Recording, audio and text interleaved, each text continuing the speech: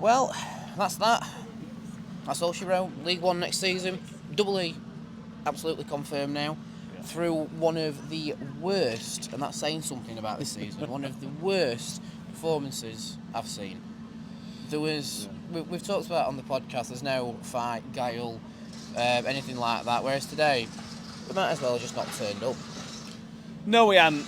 And you look online on Sky, and I don't know about you, but I've had lots of messages from non-Rotherham fans during the game explaining how bad we are. And the world now understands what we've been saying for the last 6 months. Yep. We are garbage. We were really, really bad. I thought against Millwall on Monday we weren't very good, but we weren't that bad. We had a bit of a plan. It were a bit more direct.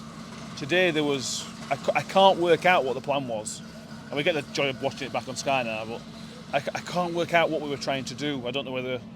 I don't know. And Plymouth should have won that game 2 or 3 or 4-0 realistically with chances they had. They'll be sort of kicking themselves. That would have been a good chance for their goal difference to pump up a little bit. But they weren't great. But yeah, League One's on his way. Amelia, any thoughts you want to give us? Stay in camera shot. Come on. Right, good one. Back to you, Danny.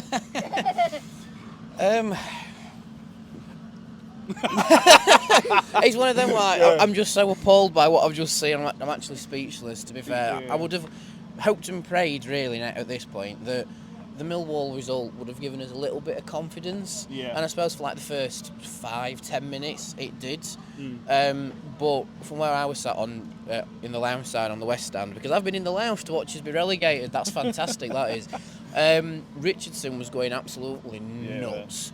And it sort of strikes me that the players have not listened to anything that he's tried to instill into them, other than 1 or 2, potentially. It looks that way because if that's what they've been working on in training, how is he still employed? So I can only assume that they're not listening to what he's been asking to do, because there was no obvious game plan. We could pick out 2 or 3 players that had okay games. Ollie ran about and was probably harshly subbed. Hacks was quite good. But by everybody else's standard, it was all right. Yeah, I suppose.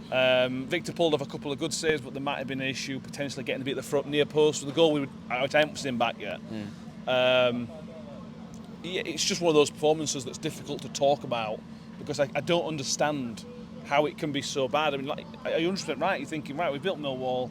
It was a bit out of the blue, but you've got to win, so you can be smiled about. You can go into the next game with your chest puffed out a little bit against a team that are rock bottom in terms of confidence, and were rock bottom in terms of form table. Just poor, just awful, and I know we're not fighting for his lives, but when you're this close to getting relegated, I expect a little bit of something. Right, well, not today. Yeah. And there was none of that with her from anybody really, other than maybe Victor a little bit. There was none of that today. Yeah. White was bad, very, very bad. Nombe ran around. I feel a bit sorry for Nombe, because I think he is putting the effort in, but it's not working for him. Midfield were anonymous. I can name a few more, but yeah, just bad. And just tweeted out a minute ago that kind of performance deserves relegation almost on its own. Yeah, I think so. We'll talk about Plymouth's goal briefly. Mistake from Revan, who has been otherwise okay over recent weeks. Today seemed like an off day for him. Yeah. He got caught out a little bit too much on the right hand side, but it also felt like Plymouth tried to exploit that. And they didn't really. And same with Hacks as well. To be fair, they didn't give him an inch of room on that right hand side. Yeah. But as soon as Revan switches to the left, he has a bit more to do, freedom wise, I think. Yeah. So you could even put it down to Plymouth out tacticking is, if that's the word, tacticking, is that a word? Probably not. We'll check it. No, it's a Rotherham word. It's a Rotherham word. Yeah. So Plymouth have just used the tactics to their Yeah, I think they've exploited benefit. the imbalance in the team, and I think it shows that maybe these January signings weren't all Liam Richardson's, because he didn't want Sariki. He clearly didn't want Sariki. Sariki is that natural balance. I know he weren't very good against Millwall, but just for that balance, and Sariki probably doesn't lose that header, because Revan's already body setting the wrong way and this, that and the other. I know it's boring, but it does make you think, was Sariki a signing that was sort of done in an emergency because we didn't think we were getting Kyoto back fully until the final day? Yeah. So we've signed him all with thinking Kyoto was going back to Peterborough, then for that to suddenly not materialise. Yeah. Anyway, So, Matt, I don't know.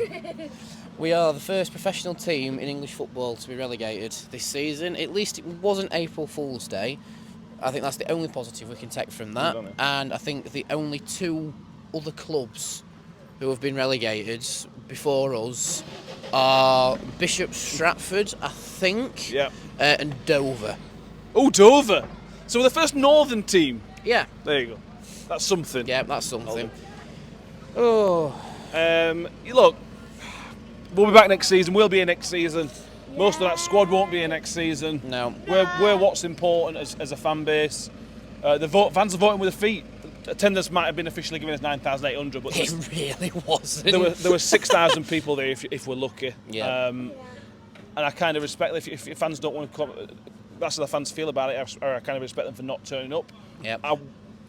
We're the type of people who will just turn up anyway. But I understand people's feelings and thoughts towards it. There'll be less there against Birmingham. Oh, 100%. Yeah, it's just thank God this season.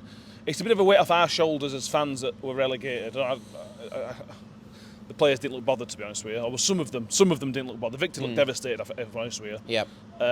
But most players didn't look bothered, which kind of sums it up, really, doesn't it? Yeah, it does. But we've still got 5 championship games left, and then we can go back to our spiritual home of League One next season over the summer, where I think a lot of booze will be consumed, not just by us as very sad Rotherham fans, but also because it's the Euros.